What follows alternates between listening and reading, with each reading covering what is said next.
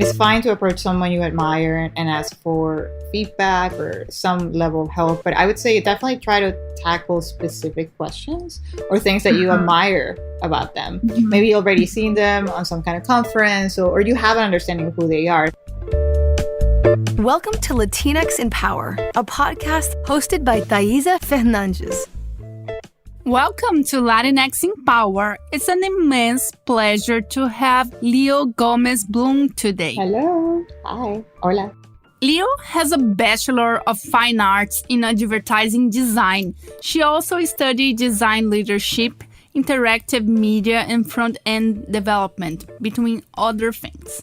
Leo is a Latinx in Power because she's an inspiring and successful immigrant from Ecuador who started her design career in advertising agencies, then transitioned to product design and worked at Grubhub, Spotify, and now Leo is a senior product designer at Disney streaming service. What does it mean to be a Latinx for you? Yeah, I really like this question when you sent it, actually. I would say the word Latina is bigger than myself. And when I think about it, I just think about it as a force, right? Like this superpower that is very tangible and I can feel. And you feel Latina. Like every time you speak, you do things, maybe you have a preference for music or just the way you interact with things on a day-to-day basis.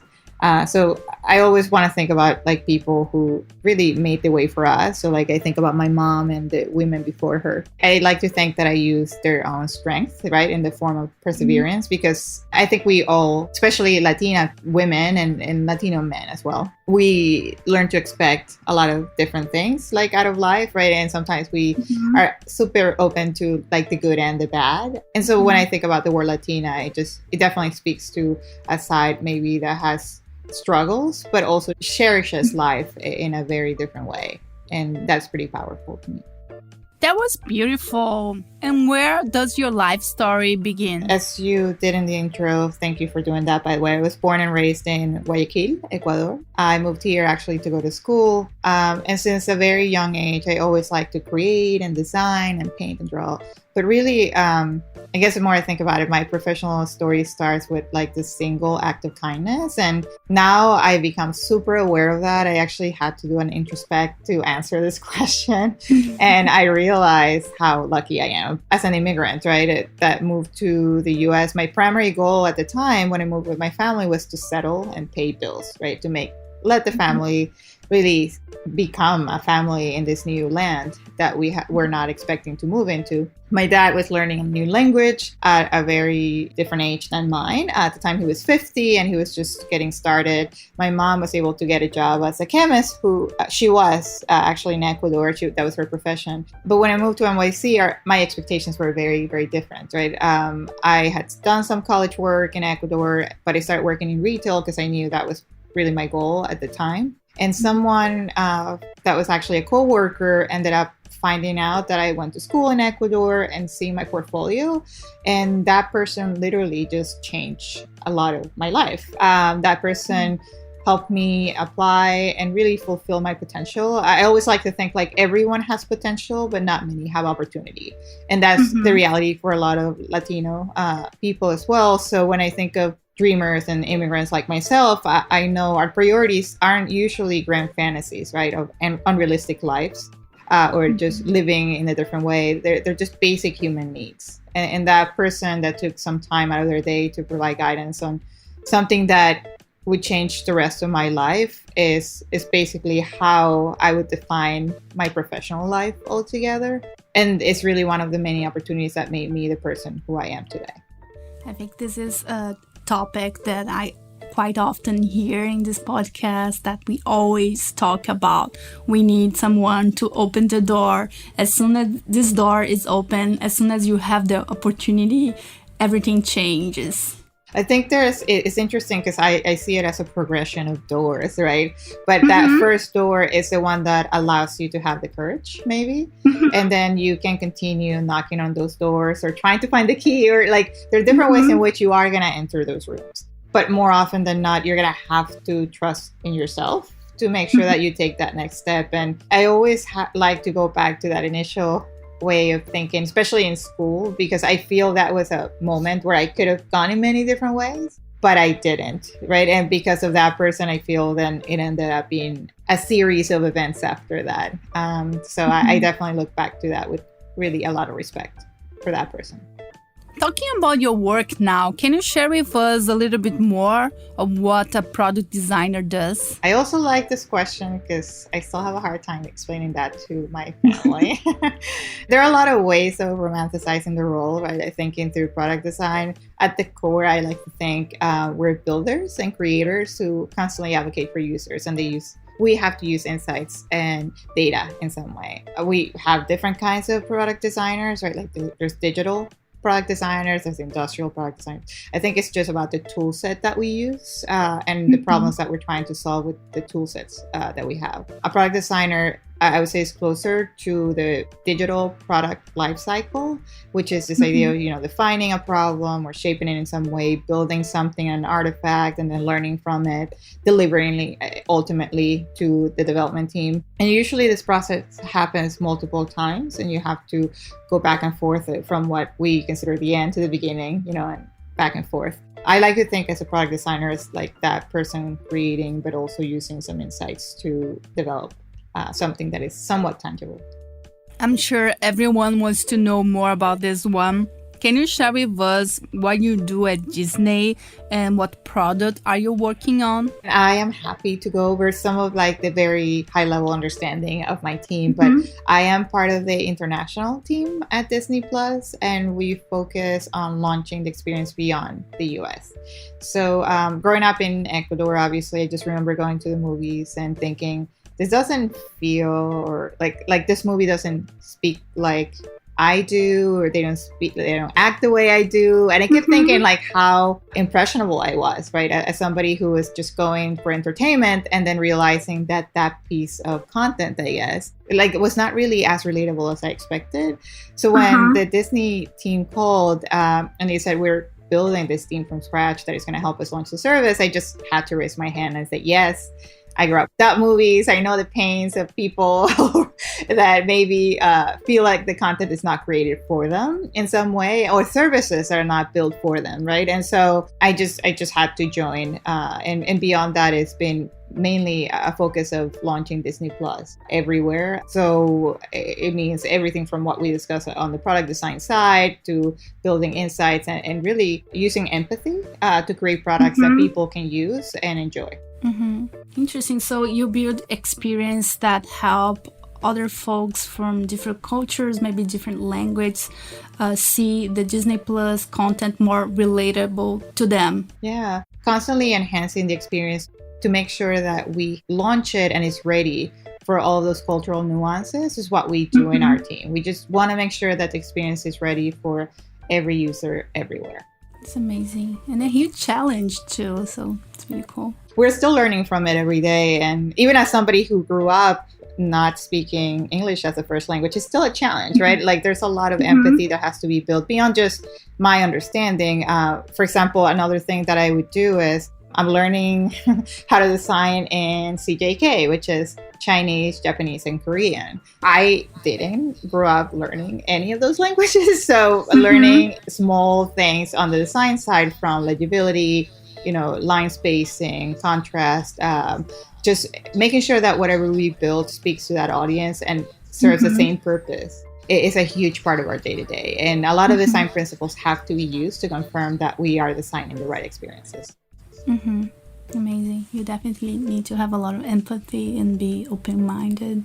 Learning all the time. I feel that I'm still learning. I'm living in the US for 6 years, and right now there's a lot of things that happens in Brazil that I don't know because I'm not there. I'm not living there. And some memes, even the memes, I know the old ones. That's an interesting point. For example, a very similar thing, we were going through payments in Latin America, and there were a few that were just so new to me that I couldn't even have guided anyone through the process of payments in Latin America. So it's also very topical, right? Some of the things that are happening now are meaningful to those users, not who I was when I lived there. That kind of understanding has to be a distinction, but maybe what you can bring is that level of empathy to say, are we doing the things that those users find important, right? And so instead of just assuming that we do. So yeah, I totally hear what you're saying. It's happened to me more than once. Like with music, with jokes, I'm like, I'm lost here. I don't get that anymore. I know you are a curious person. It's always researching and learning new things. Can you share with us what you are curious about now? So I would say, and we were kind of going over that before, but life after COVID to me has opened a lot of different questions. Like my assumption and even a hypothesis that fundamentally, I don't think life is going to be the way it was previous to March 2020. Like there are going to be things that are going to be just different, fundamentally different. So when I think about those challenges as a product designer, I get actually very interested in how services are going to have to be redesigned or thought out to service all of these like new audiences and users that are going to need to rethink the way things were done in a very linear way before, right? And so that is something that I stay up at night thinking about. And not only in the context of obviously what I'm doing today, which is maybe closer to entertainment, but just in general, like how mobility will work, right? Or how healthcare would work, right? And services like that. And that's definitely one of the areas where I'm just very curious about life and services post-COVID. Yeah, it's interesting to think about that, and even concerts, going to the movies, parties. Exactly. And I definitely think about that level of engagement. Like, and I think everyone's aware and super concerned about how we connect, right? In general, when we talk about Latin America, music is a huge part of our day to day, and usually being communal in a space, right? Yes. And sharing music and really sharing that experience is super important to us. So when we think about how we continue to be who we are while also transitioning to this new way of living, that's really interesting to me as well. Yeah, for sure. This is an interesting conversation to have, thinking about Latin America. We are super community oriented. We hug people a lot. So I'm curious to know how the future is going to be and how this is going to affect our lives.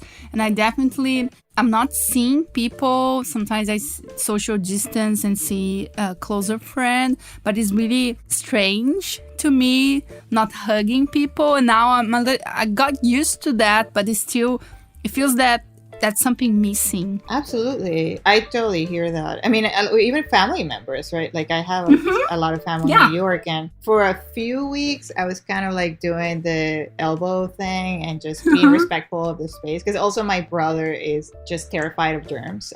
So I try to keep my distance. But it just became so natural for us to eventually realize that as long as we were doing the right things, then we can continue to be who we were. So we wore masks and we wash our hands and do different things. But ultimately, it did become a part of who we were, like how we could compromise those two things and continue to be who we are. That's a good point. And where Latinxes can make an impact, in your opinion, which areas? Or love to hear your thoughts.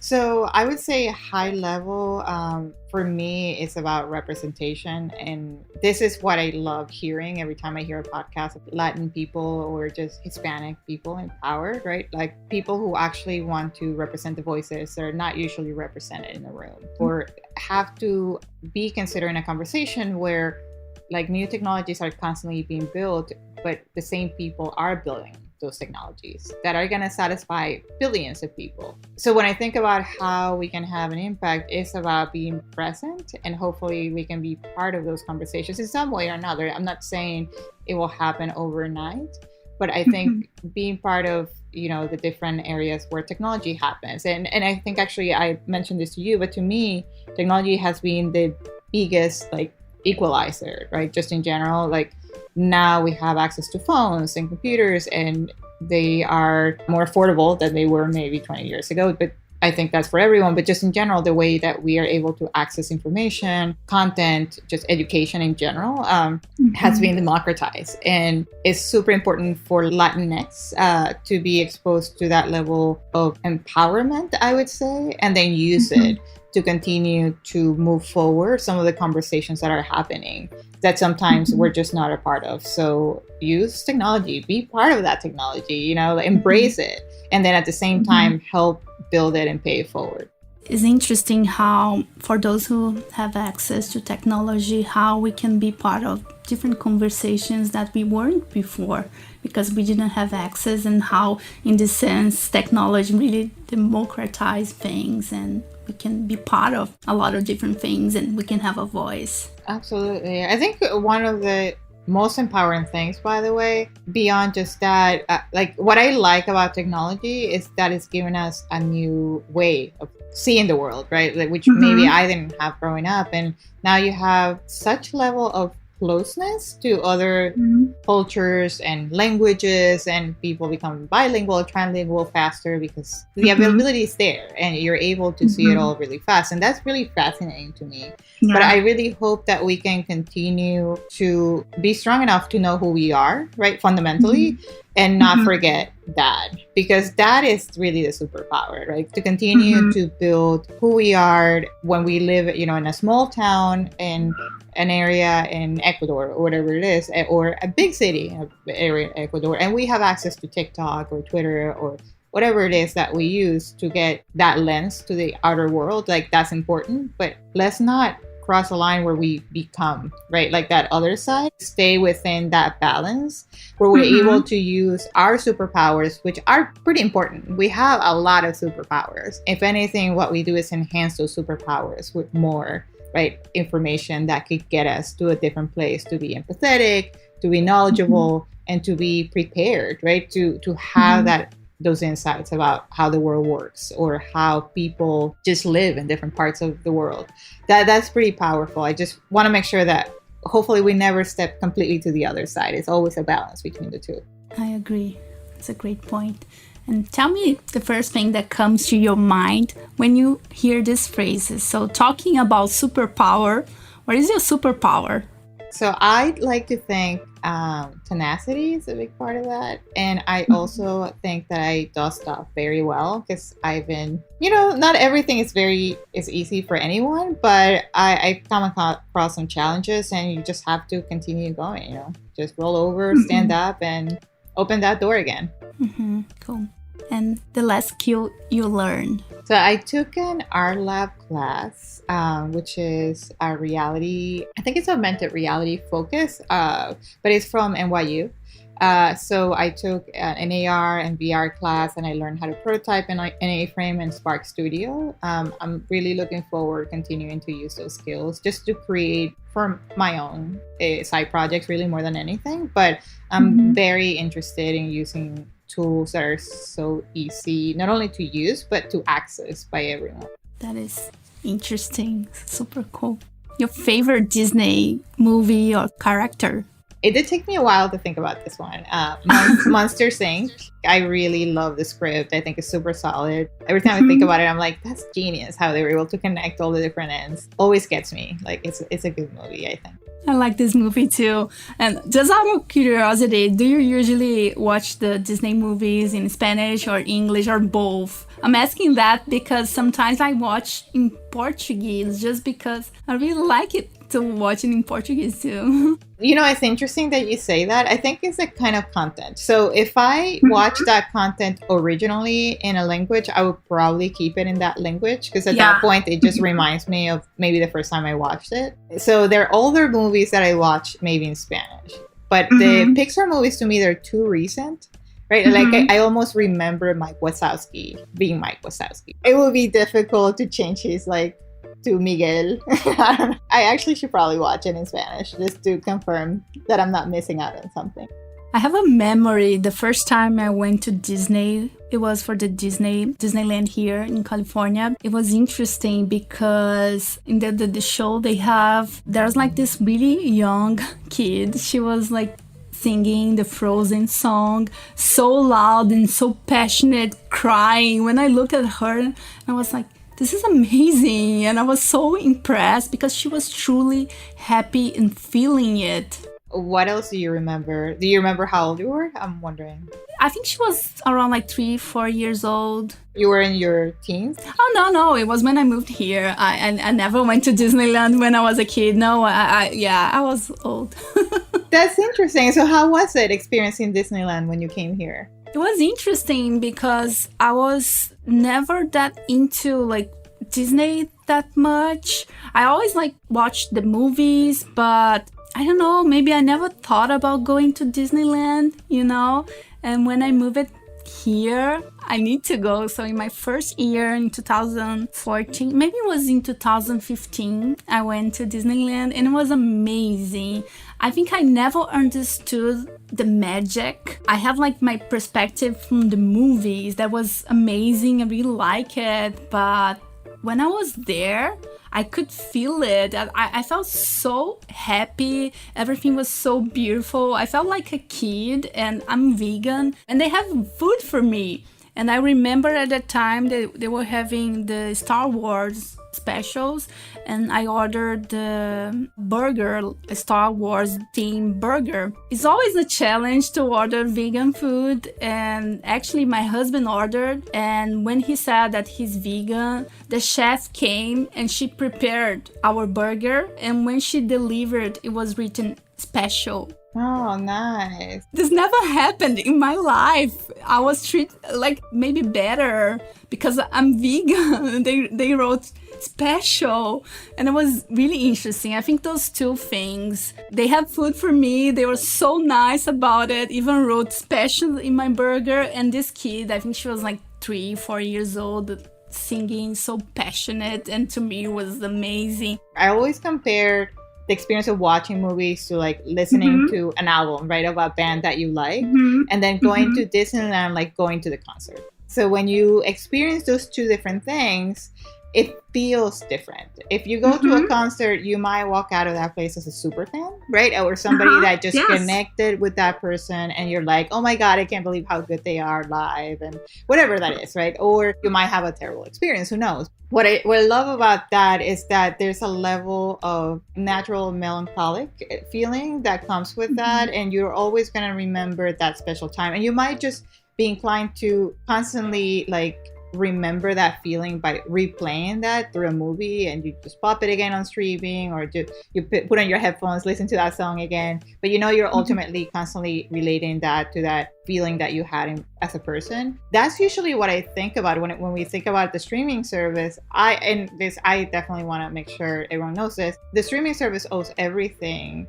to the people at the parks, right? Like they created that foundation, those feelings, those memories. And what we're doing is to create a space for everyone to continue to enjoy and go back to live that memory. But the parks really continue to build that very level of familiarity that will connect people to Disney and the characters and the movies that they know and love. And that's another reason why COVID is really interesting right now. Like they're removing that part of the connection. It doesn't mean that it will completely go away, but it makes me wonder, like, how are those two things ever gonna, come back? And my last question from this series, a good product in your opinion? So I actually had to look this one up as well, because I don't get to use a lot of different products, but Barjo, I don't know if you've seen it. So it's a new mixed reality headset. I'm very interested in what they have to do. And again, because I'm very interested in AR and spatial design, they are based in Virginia in the US, and then they're in Europe. And I think they have a really interesting proposition for a mixed reality headset. I think Klarna as well, which is it's an app right now that allows you to pay in different installments. An interesting way of thinking through the future of shopping, especially post-COVID. So I'm interested to see that transition from shopping today, or what it was a couple of months ago, right? And going to the stores and doing retail in person than it is doing it online, which I think we've already transitioned into, but the payment part is interesting as well. Snap, I actually like Snap a lot. I think it's a very innovative company. I like the digital application, but I also like the hardware that they're creating, constantly thinking through. I would probably say those are the good products that I can think of. Really cool. You were a mentor at Design Lab. I imagine there's a lot of people looking for a job or a mentor right now. What advice would you give to someone in this situation? I think mentorship is an interesting exercise in general for new people who are just starting their careers and people who are farther along, I would say to get most out of any mentorship session, you should definitely consider taking the time to learn more about yourself. And you can do that without any experience or a lot of experience. You just have to have a clear understanding of your own areas of improvement and be honest enough, right, to identify them as weaknesses or strengths, and then see if you can find someone who is able to speak to those areas where you want improvement, right? And at that point, you can laser focus on their feedback. If they're very good at something that you're not so good at, then that makes it an easier conversation to have. But I will say from experience, the design community in general is very, very generous. And I'm going to do a shout out to Koji, because he was also my mentor. So that was amazing. And I really believe people generally like to help each other. I have seen that firsthand during really good times and the not so great times. It's fine to approach someone you admire and ask for feedback or some level of help, but I would say definitely try to tackle specific questions or things that you admire about them. Maybe you've already seen them on some kind of conference, or you have an understanding of who they are. So when you approach someone, ask in laser focus. Maybe you can ask about, the way they build great teams, or tips on hiring people and making diverse decisions, right? Or empowering designers. So, there's ways in which you can focus your questions so you can get the most out of them. And if you already have an understanding of who they are, it's a lot easier to get the right feedback. Really great tips. The first one, I love that. Getting to know more about yourself and be really specific about your questions and what you're looking for. This is amazing. I truly believe that a mentor can really help sometimes really shift your career, or even a way or you're thinking about something, or can really help in this process. So yeah, I'm really grateful for your tips. They're awesome. I think there's a win-win in that situation as a mentor. You can learn a lot more about human nature, right? Why people are asking different things. Hopefully, as well as a mentee, you can get that level of feedback that would allow you to grow and become better in the areas that you want to improve. And I think people are generally looking to have that level of opportunity. Sometimes they just don't know how to do it. So the more focused you can be about what you're looking to get out of something like that. And you don't go up to someone necessarily say, I want you to be my mentor, right? Or I want to be a mentor, or I want to be a mentee. I think part of this is just allowing for some level of fluidity to happen. Sometimes you learn it from somebody at work, and then you see their strengths, and then you can set up one-on-ones and say, I really enjoyed how you did this. Can I just set up a time to chat with you about this? Or similarly, if you see somebody on LinkedIn, maybe that you enjoyed how they do different things, whether it's maybe their points of view, what they stand for, their vision, it's really important for you to understand who you are first in order to confirm that you're able to get the best out of the questions that you have for those people, because they're sometimes too busy and you don't want to miss that opportunity. And it's fine to reach out, just make sure that you're super focused as well. For sure. It's a good reminder that it is a two-way street. The mentee also learns a lot. There's different perspective, different ways of viewing things. So it's always a two-way street. And I really like your tip about being specific, because sometimes when you approach someone you want to be your mentor, this person might not know how they can better help you. But if you are specific about the things you want to learn and how this person can help you, and also how often do you expect this person to help you, it's so much easier, because sometimes they might think you need more time than you actually need, so they might say no. But maybe you just need 30 minutes per month or every other month, so they can better manage their schedule. I agree. I mean, it's intimidating, right? To hear that somebody wants something from you, but you don't know if you're going to be able to meet their expectations. And I think a lot of people feel in a position where they just don't know if we're going to be able to deliver what they're expecting to get out of this. So I think there's an opportunity for everyone to normalize what asking for help is, while also understanding that sometimes delivering help is also about providing the best outcome that you can, right? It doesn't necessarily mean that you are going to have all the right answers all the time, but you can learn to get there. And I think that's an important part of any, conversation.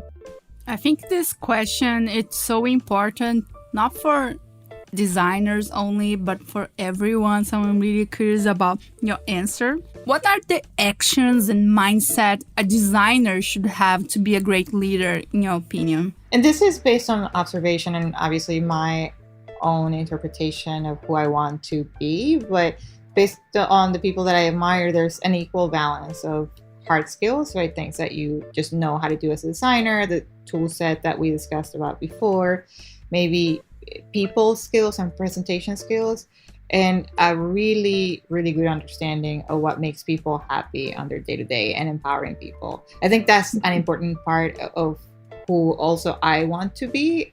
So that's why I feel it's an important trait of a great leader. Emotional intelligence to me is a mindset that needs to be worked on every single day. I personally work on every single day, but acting on this intelligence, right? And what you learn and how you're able to understand feelings requires a really strong leader with a really important personal mission. Because I think the idea of just staying neutral through a lot of the conversations that we have is important depending on what the person that is providing this insight is looking to get out of that conversation. But sometimes emotional intelligence will mean taking some level of a stand, right, on something. And then it requires somebody that has an opportunity to provide that level of feedback. And a stand might just mean, today I want you to solve your own problems in your own way. I need you to look deeper into some of these areas. I think it's really, really important to have emotional intelligence and also act on it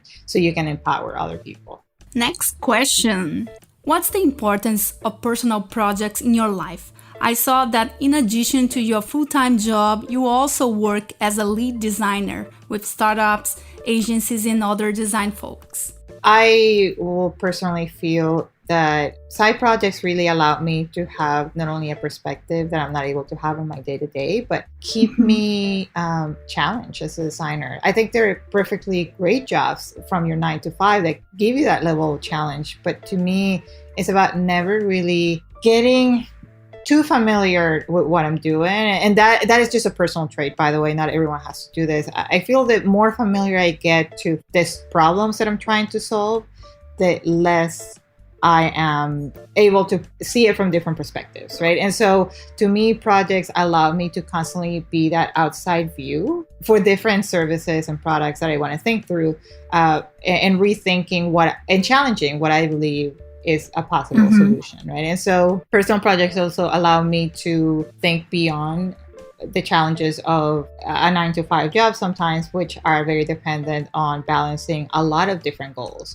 When you have your personal projects, there might be smaller, the team is smaller, maybe the way in which the problems are being defined is still very new, and the goals as well. And so there's a huge opportunity there to be able to come in earlier on in the process and use a completely different set of skills, right, that you might not be able to do every day.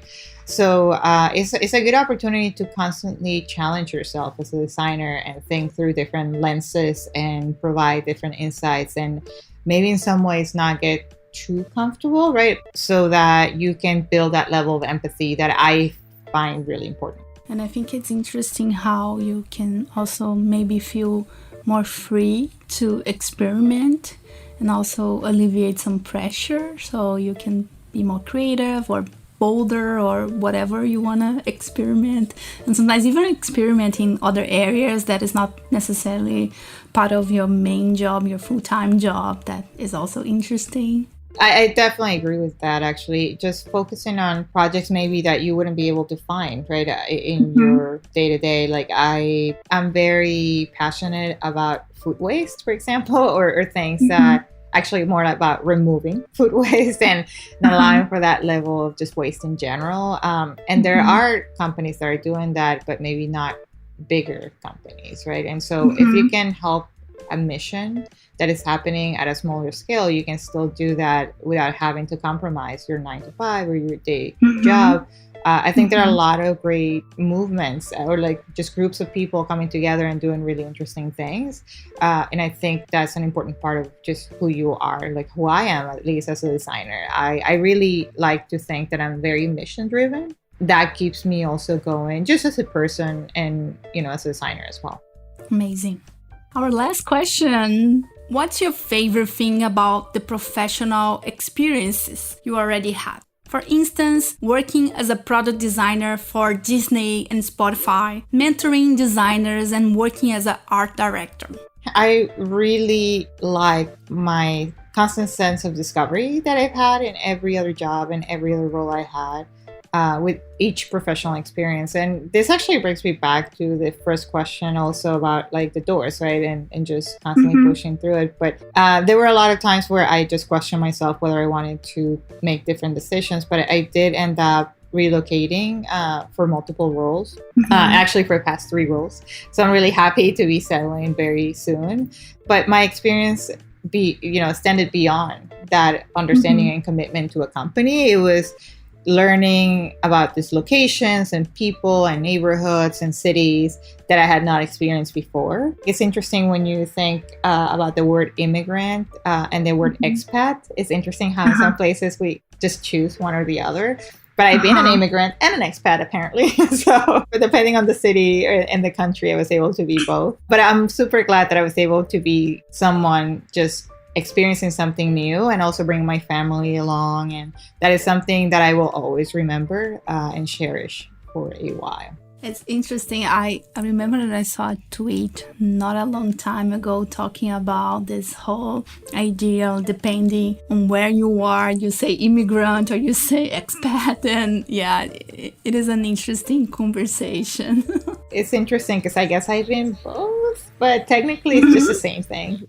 I love that. Thank you so much for your time. That was awesome. I learned a lot and it was really inspirational. And I love to talk about Disney too. It brought me a lot of really good memories. I'm just curious. I had to ask you about how it was like. Because I remember my experiences at Disney, but I was a kid. I actually haven't been back. I wonder what it would be like if I were to go back now. And also I have a family, so I wonder what my family's going to experience it. I think in the beginning, it was weird in a sense that I'm old. I can't behave like a kid, you know?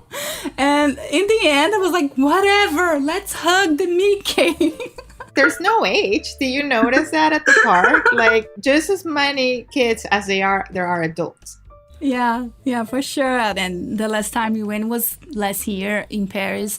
And my mom really wanted to see the show of the Disney princess, and she was so happy that it was really nice to see it too. It's awesome. I'm so glad to hear that. That's it for today. Thanks for listening, and I hope you enjoyed it. We'll have more interviews with amazing Latinx every first Tuesday of the month. Check our website, latinxempower.com, to hear more. Don't forget to share comments and feedback, always with kindness. See you soon.